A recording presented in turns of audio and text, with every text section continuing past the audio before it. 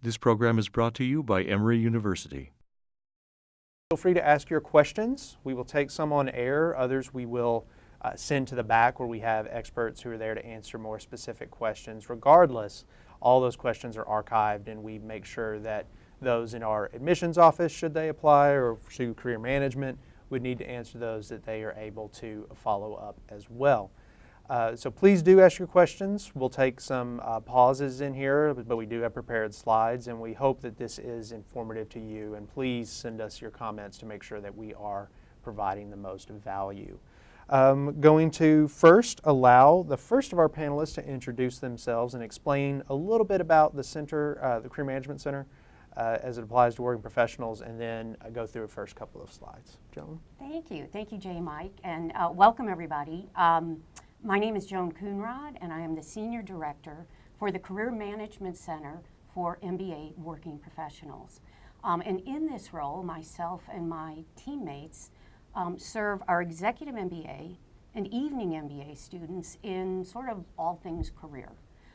We know that people who are considering an MBA program or entering an MBA program are looking for career impact. And because we work with working professionals who are earning their degree while they're managing their career needs are very different. So I just wanted to talk a little bit about sort of the goal of career and professional development as we see it. We want to enable our working professional students to successfully navigate their career at any stage, whether you're seeking to grow and develop in your current position, and that is a lot of what we work with, because many of our students are with great companies and they have great career trajectories, and they're looking to broaden their base and broaden their skill set and bring more value to their company. So we really enjoy working with students who are in that space. Oftentimes then, it means that you're looking to advance to higher levels within your organization or within your industry. And again, that means some planning, time to plan, time to network, time to look at your options. And we work with many students in that capacity.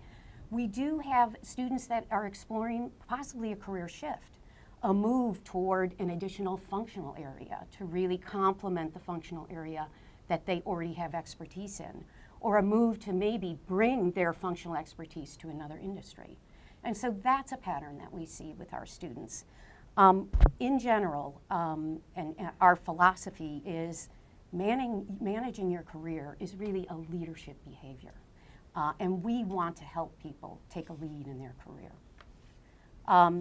So what you'll see, our mission statement, is that Goizueta's MBA Career Management Center partners with our working professional MBA students to help you build lifetime foundational skills for establishing and managing career objectives. As a student, as a Goizueta MBA student, you will have access to really 3 areas of career support. And we put those in content, coaching, and connections. In the content area, we provide programs for career planning, goal setting, and professional development. In the coaching area, our students have access to individualized career coaching support throughout the duration of the program. And in the connections area, we host a number of networking events and corporate connection events to help people broaden their connections. Now, to help us kind of talk a little bit more about this, we have a couple of terrific students with us from our Evening MBA program and our Executive MBA program. And so I'm going to let them introduce themselves to you at this point. Thanks, Joan. I'm Corey Pettit. I am in the evening program here at Goizueta. I will actually be wrapping up in a couple of weeks. Currently, I work at Marsh doing risk management advising for large clients within their financial and professional line space. Great, Corey. I'm Thomas Spann. I am an executive MBA student, weekend executive. I graduate in May of 2017, so a little jealous of Corey here. I work for NCR. I run our sales team for our travel and entertainment division. So travel would be what you think of travel, airlines, airports, for example, and entertainment being cinemas, stadiums, arenas, and venues. Wonderful. Thank you guys for being here. And I want to get us started off with just an initial question. There's lots of reasons you come back to get an MBA in the middle of your career. Tell us a little bit about what led to that decision, and specifically what you wanted to see from your career advancement, as part of the program. And we'll get into some of the things about how the CMC helps, but I'd be interested to get to know that. And we'll start with you, Corey. Yeah. So when I first started the program, I felt like I wanted to grow in my own role, but at the same time wanted to broaden kind of the skill set I had, and then see how that would apply either to my role or if I found a different niche where I thought would better fit my wants and desires moving forward. So while I've gone through the program, I've gone from how do I want to grow internally within my current company, and then now I've started making a shift toward how do I see my future going. That shift has now led me to use more of the resources than I even ever intended at the onset. Yeah, very similar. The decision for me first was more personal, honestly. I wanted to fulfill the personal goal of achieving an MBA.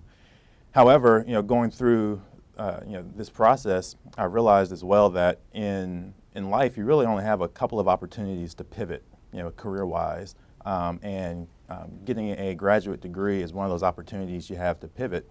And so, I looked at this as an opportunity to, one, grow my skill sets, grow my leadership skills, but also, broaden my horizons and opportunities that I might not even know interest me, right? So, for example, there's students in the class that are in pharmaceuticals and oil and gas and sports and entertainment.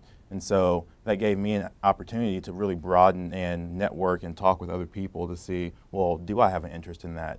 And so now, I'm grateful now for the opportunity because it has broadened my skill set and my knowledge base on what's out there. And so, now I am evaluating. Let's loop it around and come back then, Thomas. So we'll start with you this time. What were some of the ways you have engaged with the CMC and talk through some of those? And then I want to get back to Joan here, and we'll talk a little bit more about the specific programs. Okay. So when I started the program, I call it early and often. So I wanted to make sure that We like I wanted to make sure that everyone knew what I did currently and what I was interested in doing, or even what I thought I was interested in doing. And so the Career Center office did a great job of literally giving me kind of an outline of, okay, these are the industries you think you're interested in. These are the industries that we have people in a network contacts there with who are either alums or people we just know. And they said, okay, well, here are the people we can make introductions to. Here are the people we really can't, but here are the names. Let us know how we can help you. And so that was, I think first week after orientation, I did that. Set up a meeting first week, went through that conversation, went through resume building, and went through LinkedIn profile. And so, and I noticed, I didn't think that the LinkedIn profile would be that beneficial, but after I made those small adjustments, the ticks went up in terms of people that viewed my LinkedIn profile. And again, because of that, I've had lunches and dinners that I probably wouldn't have had if it wasn't for those contacts and the networking through the Career Center office. And so now, how I utilize, so I'm almost a year into the program. I'm still constantly letting the program office know and the Career Center office know, okay, well, a year ago, this is where I was thinking my head was. It's shifted a little bit. What should I be doing now? And so for me, maintaining those conversations really helped me because I don't want to be term 4 starting to look. Right. I think Joan would appreciate that too. It is kind of a nice. It sometimes makes sense though. Yeah. Corey, what about you? What were some of the valuable pieces of working with the CMC that you can pull up here just a few weeks before graduation. So I've used them for everything at this point. Like I said, when I started the program, it was more a matter of how do I grow within my own company? How do I build myself for future positions? So that started out kind of the same way. A lot of resume building, looking at my LinkedIn, making sure everything was proper for that. And then as I started meeting my classmates and looking at different industries and started really looking towards making that career pivot, then it became more of a, okay, now let's narrow down some firms within that industry I might want to look at. Okay, now let's start looking toward recruitment and all the steps involved with that. Started going to different events where we walked through how to use your social network. We started looking at how you should be doing your network as you're going to meet with the alumni. And so that's been progressing slowly. Now we have recruitment starting up here in the next few weeks. And so that they've really been ramping us up to prepare for that as well. sounds like a lot of things that can be beneficial on so many different levels for a working professional. You know, it's like, you know, how do I move my own company? How do I just, you know, have a better online social media presence? Because that is so important nowadays for lots of different reasons. Joan, let's talk a little bit about how these resources are delivered. One thing that our program does very well, because you were here on the weekends, you were here in the evenings, there's really not a need to try to make special appointments. We make these resources available at all times, correct?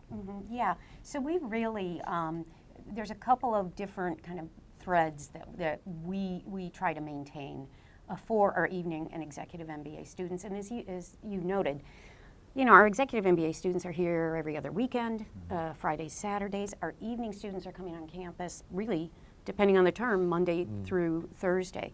So on the coaching side, we just try to keep as much availability open during times when students can access it. So we do, we provide appointments, say, before classes in the evenings. We regularly staff several Saturdays a month for students who just, you know, during the week it's just too busy, you know, maybe, you know, they would have some time on a Saturday. We do virtual appointments, we do off-site appointments, as well as on-campus appointments. So our model is really, on the coaching side, is really about availability. The other thing on the coaching side, and I think Thomas and Corey sort of alluded to this, is really we're here to, you can really plug into us as needed. So for Thomas it was important often and early. But you mentioned there are often people who are so invested in their program and in their working life and in their family life that they may not even, you know, decide to really work with us maybe until the spring before they graduate. And I often tell people that is perfectly acceptable, because oftentimes people who are working and going to school have that need to really focus in those areas. So one of the things we want to make sure people feel good about is that they can really come to us at any time. And they can plug in for what they need. It's really, it's almost a just-in-time sort of service. And they can, for people who are working internally, you know, within their companies, they can come to us when they say maybe are making an internal move and want to talk about, gosh, you know, I haven't interviewed. You know, I've been with this company for 6 years, and I haven't interviewed for 6 years. Well, we want them to interview as well as the external candidate that might also, people might be looking at. So that we're about accessibility and about meeting the student where they are. Wonderful. Question to both of you, and whoever wants to answer first. Have you worked with a career coach, and what has that experience been like? I have. I've actually worked with two. We had a kind of transition last year with my career coach, and it's been great. When I was trying to figure out how to get my resume together, we would meet and walk through it and see where might be some weak points, areas to kind of tweak a little bit. And then as that progressed and as I started saying, okay, now I need to talk about salary. Now I need to be able to do a mock interview. I could call up my coach and she'd get on the phone with me if I needed it. She'd meet me out. I'm in Buckhead for work, and she'd meet me out that way if I needed to. I could swing by on my way to class and say, hey, are you free? I had this come up at work today, and just talk through it with her. And having kind of that sounding board that had been through the paces more often than I had allowed me to get a different sense as I walked through these pieces of my path. It's fantastic. Yeah, so yes, I have. So transition as well, who I met with week one, when she left, I actually I think there's probably honestly a gap for me. I said, okay, well, I have my resume together, I have my LinkedIn profile together. That's okay, right? So that bought me some time. Right. And then I had an opportunity internally for an opportunity and promotion, and I was thinking about it. I said, well, let me just pick up the phone and call someone, and ended up calling Bob Knight, and he answered the phone, and he was there, and so he coached me through the process, coached me through. I had some questions on how to negotiate salary, right, versus being internal versus external candidates, and so now he's just my go-to guy. So again, I don't think I've ever made an appointment with him. It's just been I call him and he answers, and whatever I need, he's there. So. So here's the plug for questions. Please do submit your questions. We have an open docket right now, so if you have anything you want to ask one of our panelists or Joan, go ahead and jump in.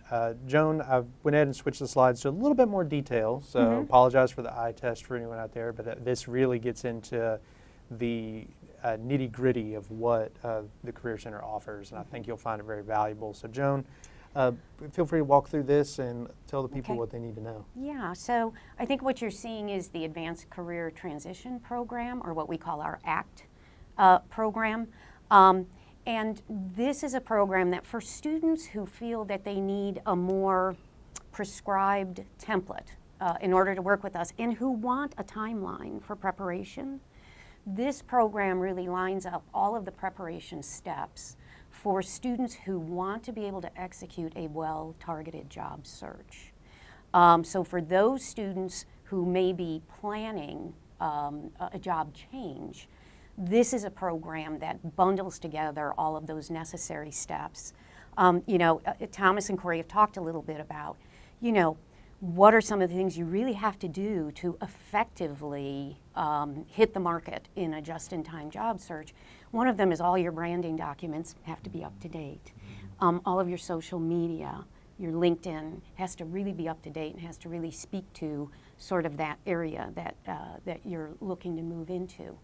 So again, whether it's an internal, a promotional opportunity, or possibly you're looking at something externally, all of that applies. So that's one of the first steps we take people through.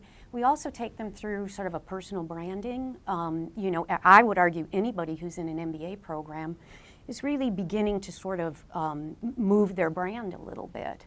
And so the way you talk about yourself, the way you present yourself, the way you ask questions, especially if you're talking to alumni, say in areas that you're interested in, is really important. So we work with students in that area through this program.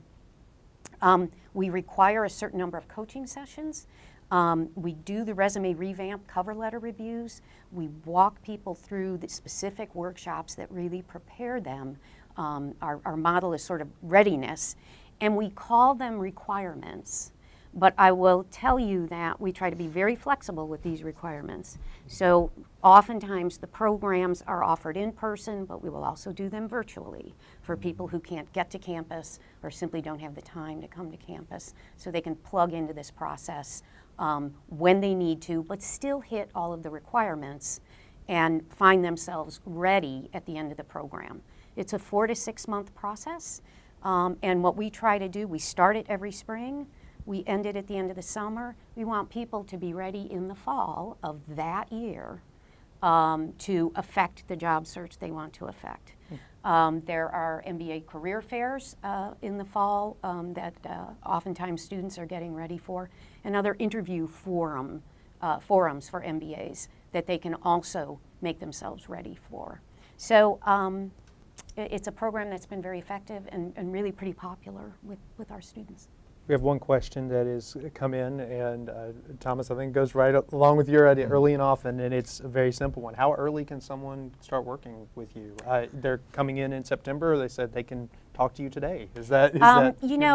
We will have, just so that people know, we have an orientation session. I think depending on which class, it's either your first or second day of orientation. We'll have a 3.5-hour session with students where we're going to introduce them to professional development, introduce them to our services, and really at that point the calendar is open. They'll actually put themselves into a system that allows them to see all of our appointments, and they can set up their appointments and just begin working with us from day one. Sounds great. Question for panelists. Thomas, I'll start with you. You know, being an executive MBA student, you chose this because you had job and other things and wanted the flexibility. So how did you work in these different seminars and sessions and coaching? I mean, what did you have an approach to do that? You know, how well did that work? What would you tell someone who's concerned about that? Yeah. So it's challenging, right? So it's challenging. It's challenging being in school. It's challenging working. It's challenging being married, and it's challenging trying to work in, you know, these opportunities for career growth. It's all challenging. And so I will say, whatever plan you think you have, be flexible enough to know that it's going to change. I would second that. But you have to have a goal, okay? And so if you have a goal and you know what you want to accomplish and what you want to do, then 9 times out of 10 you will make the time and the effort you need to attend the seminars needed, to make the time to talk with coaches, to network with your peers. It's one of the fortunate things about the program. You become kind of autopilot, right? And so it gets a little hard.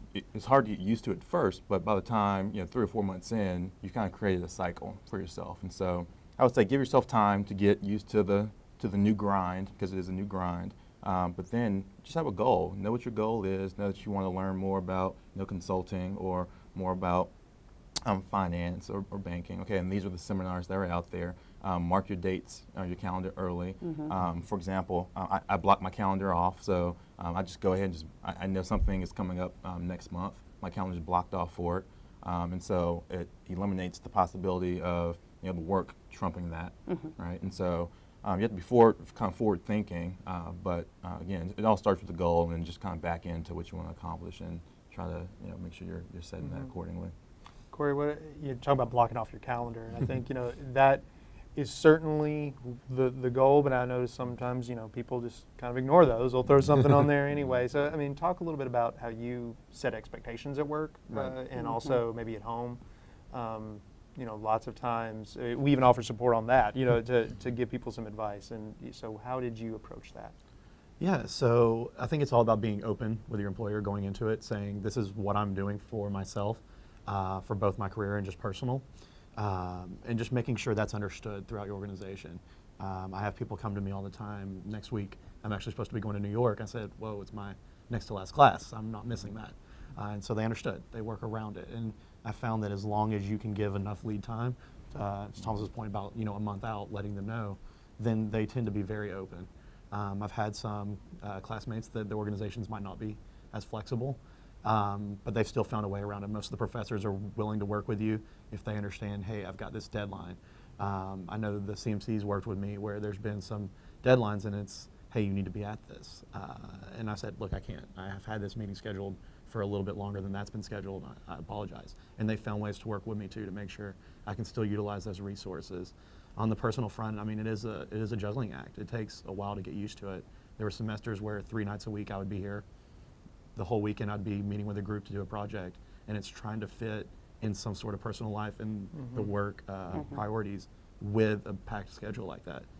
And eventually it just works itself out. Eventually you fall into that groove, and the people outside of school are used to it. The people in school are all dealing with the same struggles you are, and you just find a way to get through it together. One thing that does take some time, but it's also very valuable, and Joan, I'll start with you on this, is networking. What are some of the activities available to students, and what are some things that your office supports to make sure that there's good quality networking? Yeah, so there are a number of events that we host throughout the year for students. I love the fact that, and I think Thomas mentioned it, and Corey to some extent, one of the most immediate things we tell people is make sure you are networking within your cohort and in that class ahead of you and that class that comes in behind you. That network of MBA students for the evening MBAs and the executive MBAs is so powerful, as I think many of you have found. And it's the network that's really going to inform you and give you the honest scoop on, hey, what's it like? What's a consultant's life really like? What's it really like? What's a corporate finance role really like? So you have that immediate network. What we try to do is make sure there's a couple of events that happen every year. We do an all MBA networking event every year early in the spring term. It's usually end of January, early February. We follow that up in the spring also. Every year we host the Goizueta Career Fair.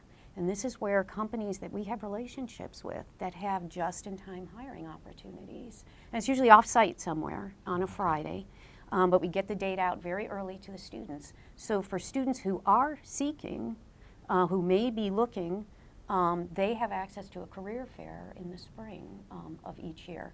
In the summer, we host a technology company, a corporate networking night. This year we sort of focused it on technology companies, large technology companies in the Atlanta area. And there we brought in many of our alums who are with those companies. So if you have, and in many different functional areas, by the way, not just technology type roles, but marketing roles within technology, sales roles within technology. And we had many of our alums here to talk to students on a very informal basis about, you know, what that company is about and, you know, where the growth is in that company. And then in the fall, we host a executive recruiter networking night. And we bring, it's usually 8 to 10 executive recruiting companies in to network and speak with our students. That's in the fall, usually September, October timeframe. So it's just an example of some of the kind of additional networking opportunities that we try to bring to our students each year. Gentlemen, anything to add about how you leverage networking during your time here? Completely. I mean, she touched on it. My cohort does almost everything together. I find myself when I do have free time, I'm still calling up the same people I spent all week in class with, and now we're going to go do something on the weekend. Yeah. On top of that, I know you mentioned the technology networking, and then through OCR, we also had our summer networking event last week, which was great. There were all different firms from all different industries that came in, alumni were there, and they met with everybody about to go through the recruitment process. And then also I've had a mentor throughout the program, and that mentor has helped me when I've had to bounce ideas off people. I'd come to Rhonda at the CMC, or I'd also reach out to him and say, I've got this situation. And now as I'm moving toward recruitment, I'm saying, hey, do you have any contacts within this industry? And he's putting me in touch with a lot of them to fill out different firms and the overall industries. Yeah, ditto almost everything. Yeah, so so the class, the 16s, have been great. Both the member and the member 16s have been great, I think, peers and even mentors to a certain extent for the 17s. They've done a great job of helping us kind of navigate networking and career opportunities, and they've been there. So I give a lot of success to them. Also, our cohort's very, very close, so you naturally you naturally network, which is how it's supposed to be. You know, it should be natural, right? And so we're the same. And then also through networks and contacts from the CMC, I've started keeping, I call it my tickler file, just a little tickler file, and it's names, companies, when I've reached out to them or when I've met with them, and then like my target date of when I want to reach out to them again. And so I look at it once a week, and I go ahead and kind of say, "Oh, I haven't talked to so and so in a month. Let me just shoot him a note or her a note, coffee, or just a check-in." So it's been good. So that's how I've tried to keep networking going, and a couple nights a week, try to go out to dinner or lunch or coffee with someone just to keep the network going. When you need something, that's the wrong time to be networking, right? So again, you need to start fostering that now, so that it's mutual when that time is needed. Absolutely. Joan, a great question came in. I think a lot of people are probably in this situation. It's I love my company. They're supporting this, so I'm definitely planning to stay.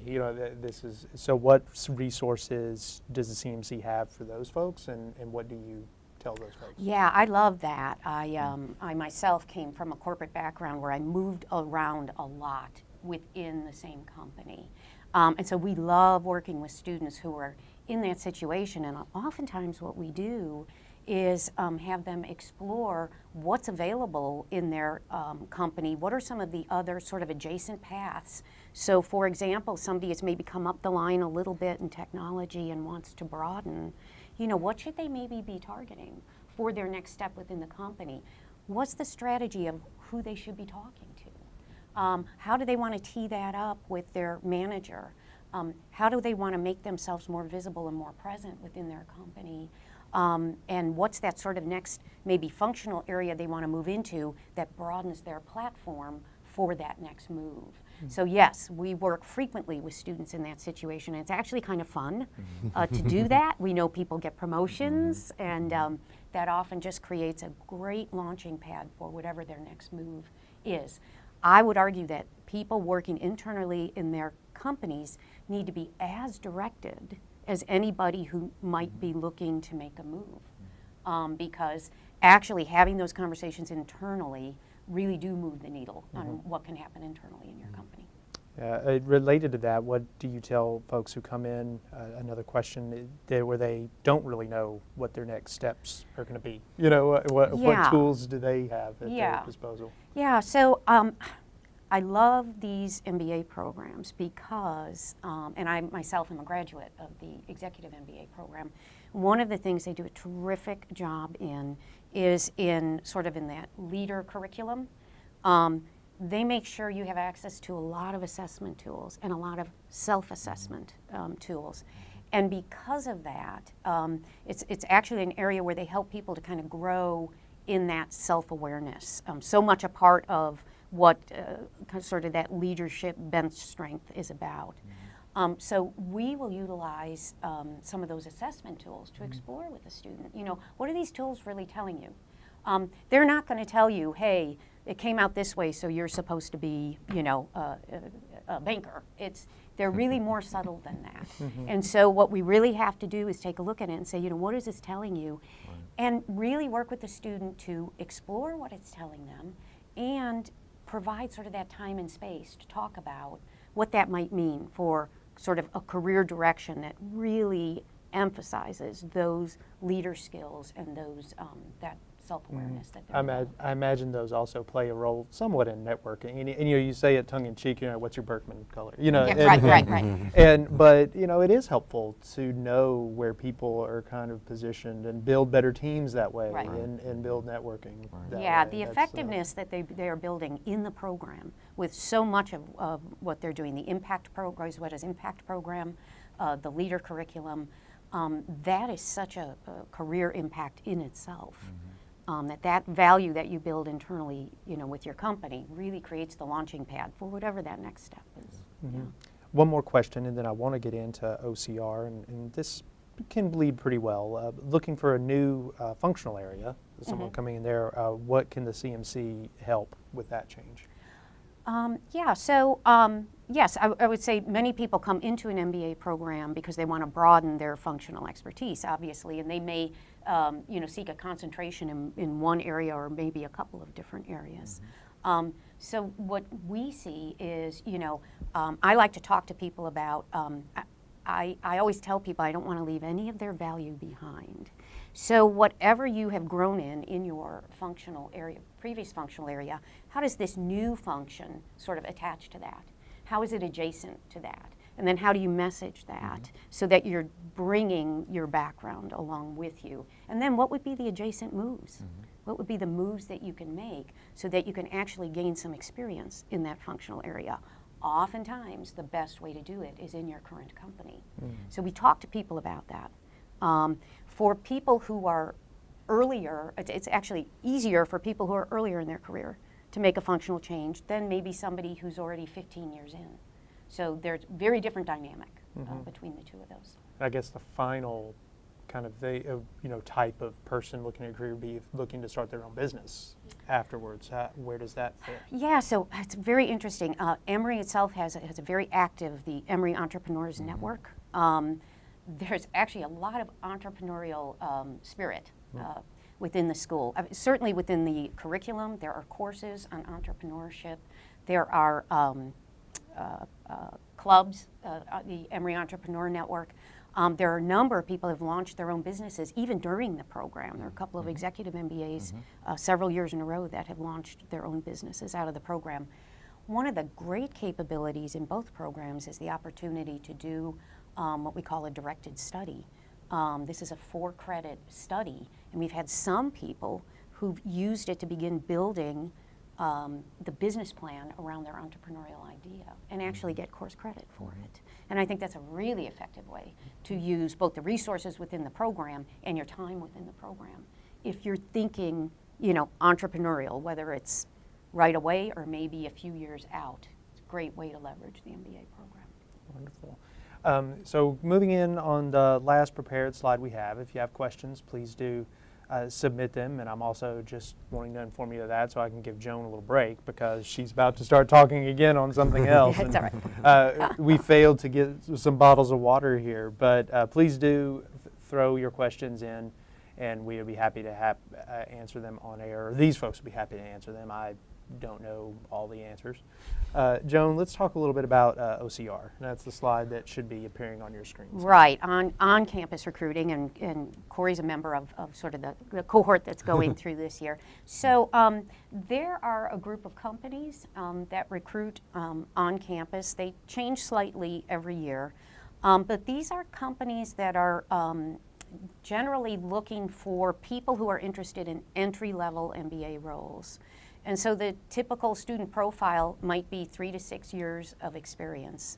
They generally come in, and most of the positions are in sort of finance, marketing, consulting. There are a few companies that have rotational leadership programs as a part of this on-campus recruiting. We work with the companies to kind of enable them to come on campus.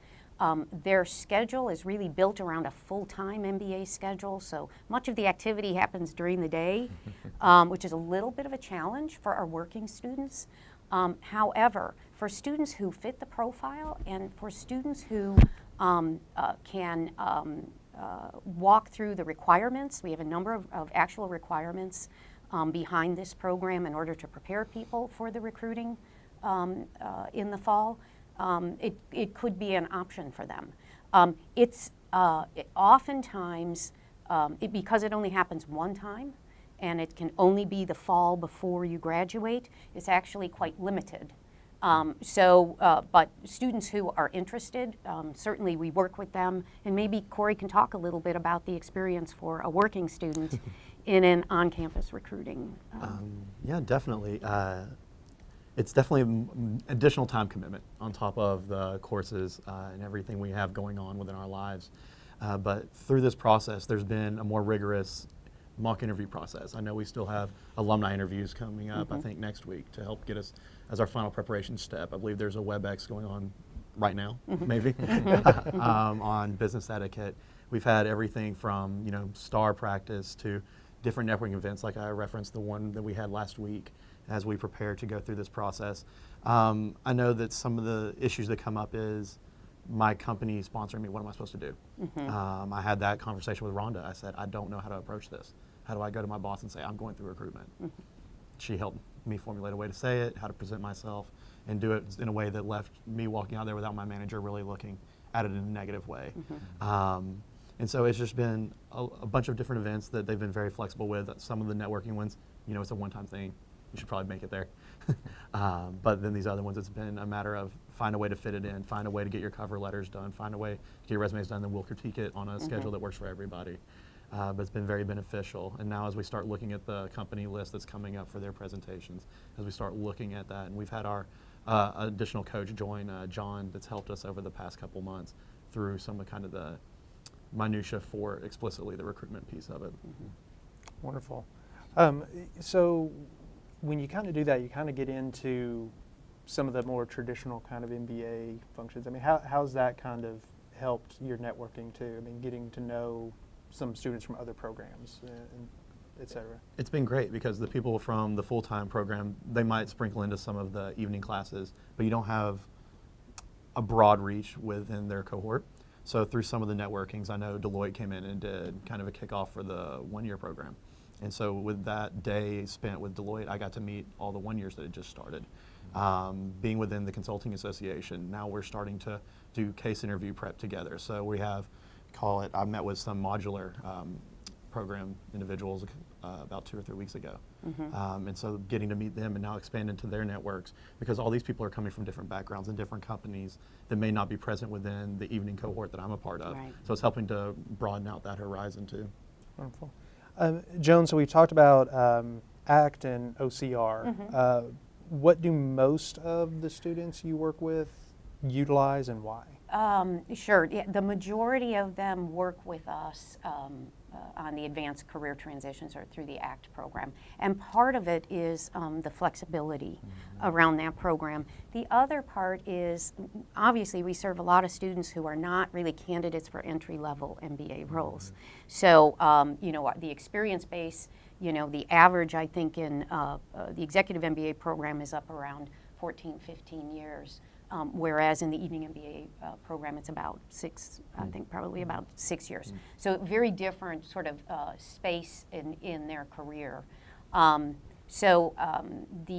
ACT program tends to be the program that most of our students, if they want that programmatic approach, most of them opt into that because they know they want some sort of preparation. And again, this applies to people whether they're working internally within their company or whether they're thinking maybe they're going to look, you know, a little bit outside. The ACT program just gives them a lot more flexibility as to when they start and, you know, when they plug in with us, and then also what they're searching for out there in the marketplace, because those just-in-time jobs, you really have to do a targeted search to sort of find the company and the job. And be that you're ready most to go. interested Be in. ready to go when that happens. It's opens all about up. readiness. It truly is. Yeah. Absolutely. So I have one more question for the students. So last call for questions from the audience. Please submit them if you have them. But before I do that, I don't know if wardrobe is covered, but your tie game, both of you, is Yeah, very right. strong Really today. nice. Yeah. I mean, I'm an old Silicon Valley guy, so you know, tie is just foreign to me. But I just wanted to Thank you. compliment you on that. Thank you. And Joan, if your program had anything to do with it, then you should take credit for it. Or for the coaching. So, yeah, Coaching is how to present ourselves. all the coaching. Thomas, we'll start with you. What career advice would you offer to someone coming in to the program, either this or next fall, you know, who's really about to take that step? Yeah. Again, early and often is what I would say. You don't have to have the answer. And so when I came in, again, my whiteboard had like, I don't know, 5 to 10 different industries on there. My wife kept saying, "Are you going to narrow that down at all?" I said, "Right now, it's my whiteboard. It's some of them are very calculated. I think they could be very realistic. Others are maybe out there, but I won't know until I actually have those conversations." And so, think big, have a goal and a strategy in mind to narrow down your focus. You know, network as often as you can, meet with people. And you know, in general, people like helping others. Yeah. So as long Especially as you, our alums. Yeah. yeah, that's right. That's right. So don't be afraid to reach out. Everyone is extremely friendly, and they make the time to meet with you. Then, you know, lastly, I would just say again, just make sure you're leverage the resources. So my cohort, again, so the Career Management Center comes in week 1, week 2 orientation, and in general, you know, again, people don't take advantage of it right away. Okay, so there are reasons why people wait. Sure. My position to you is don't wait. That's my position. Don't wait. And so go for it. Meet with them as often as you can. Again, have a goal, have a strategy, and people will be there to assist you through. Corey? And kind of building off what he said, I've had I don't know how many people from my class come running up saying, "I met with the CMC for the first time." I'm like, "We're 2 years in. Like, how are you just now meeting with them?" And they're having great experiences. Some people, you know, a year in, were saying, "I've got this opportunity in front of me. What do I do?" I'm like, "Go to the Career Center. We have them as a resource. Use them." And it's almost that matter of just getting that in your head that they are here and they can help with a variety of matters, not just trying to switch jobs. They can be here for anything that you might need. And if they don't have an answer, they'll know somebody in the program that does, and they'll be able to point you toward them. So I'd say keep that in mind as you start the program, and then also just stay open with your employer. Let them know, hey, I'm going to school. Let them know about your schedule. let them know where your head's at throughout the program so that you're not going through recruitment and at the end of it saying, oh, by the way, I'm leaving.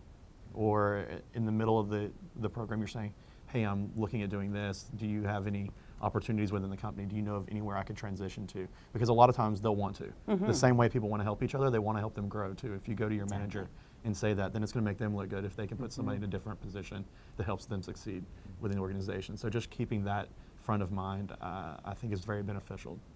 Very true. I'm going to leave the ball in your court on this one. I think this is a great question that everyone has in their head, but it's hard to vocalize. I'm in the process of changing careers. I'm interested in the MBA program, and I'm terrified of the unknown. What is your advice? Thomas, since you're executive. Yeah. Terrified of the unknown. Well, embrace it. Yeah, embrace it. The program here is an amazing program, an amazing community, and not enough emphasis on community. And so, and you're not alone in that. So if you're feeling that way, I promise you there are others feeling the exact same way.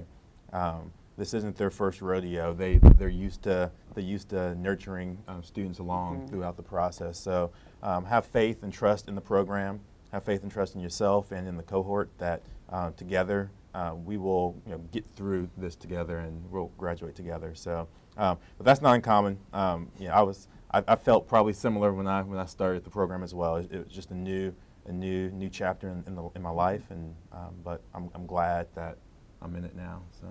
And I'll add too, as a staff member, I think it goes across the community that we are all here to help each other succeed, and is even to the students. I don't have FaceTime with students every day, but there are resources that are available. There are chances where if someone does want to get into communications, I've had Joan or other folks say, hey, do you mind talking with this person, and helping them out? And I'm happy to do it. And I think, you look at a business school of our size, which is strategically small, so we can have these connections and communications, but also very, very experienced. And if you want a connection or want some advice, there's somebody who has that network that you can tap into. Another question for you, Joan. Do you have an assigned coach in the program? You really don't. One of the things about coaching, and for anybody who has used coaches in the past, we urge people to work with the coach that you are most comfortable with. And that's why we have a variety of coaches here. When you come into the program, we do initially say, we give you kind of based on your years of experience, you can meet with this person first. So I tend to meet with the people who are kind of 15 years and more of experience. Bob Knight tends to meet like initially with the people who are that 8 to 15 years. And then Rhonda meets with the people who are more in that kind of 3 to 8 year category. But after that, we really want people to find the coach that they really resonate with and they can work well with. And that is sort of a standard in the coaching industry, because I would tell people if you're out there hiring a coach, you need to interview 2 or 3 of them to find the one that you want to work with. So we practice that same model. And we also practice very much an availability model. So if Thomas called in one day and said, look, all of a sudden I have an interview tomorrow, and for some reason Bob wasn't available or Rhonda, I would work with him immediately. So we want to make sure the availability is correct too for working students who are managing their career while they're in the program. Great to end on. I'd like to thank our panelists today. You guys have been fantastic. Joan, thank you very much for providing some insight. I hope this has been helpful for all of you out there. Again, we're going to archive this along with questions and the PowerPoint, so you'll have that available to you if you signed up. It should come to your email. And please do join us for another chat, and good luck on your career journey and also interest in our working professional programs as you go through that process. Signing off from Gosweda Business School, I'm J. Michael Moore. Thank you very much. The preceding program is copyrighted by Emory University.